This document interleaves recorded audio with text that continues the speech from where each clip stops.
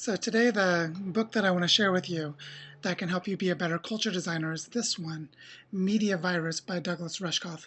Now this book came out in the early 90s, but it's still very relevant today because it helps us better understand the way that cultural patterns can arise from and spread across media communication systems.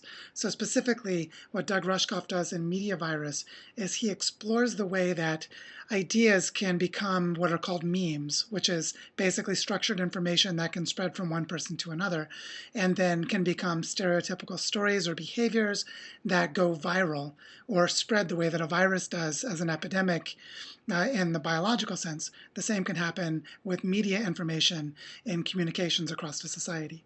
So one of the things about this book that is so important for culture designers is that we need to understand how perceptions are shaped and how shared narratives and shared language are formed within communities so that we can work with the media content that is able to spread to help the ideas that are needed to spread and succeed. So what I love about this book is that Doug Rushkoff takes the approach of being a technologist and media analyst. So he looks at the way that the social dimension of new technology can help shape how information is spread.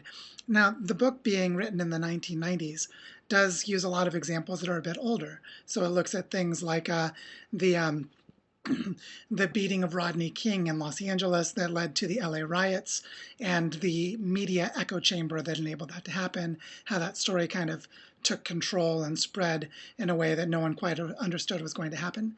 It was quite surprising when it did. Or it could be other things like he looks at The Simpsons and other popular pop culture TV shows that were able to encapsulate ideas and spread them from one genre to another. And what makes this book so important for culture designers is that we really need to understand how media propagation happens, how an idea can get into the cultural space of a discourse and then rise to prominence or spread widely enough that it becomes normalized and then becomes a part of the standard lexicon of communication. Now, culture design in many ways is about figuring out how to spread information more effectively, so that's exactly what this is about.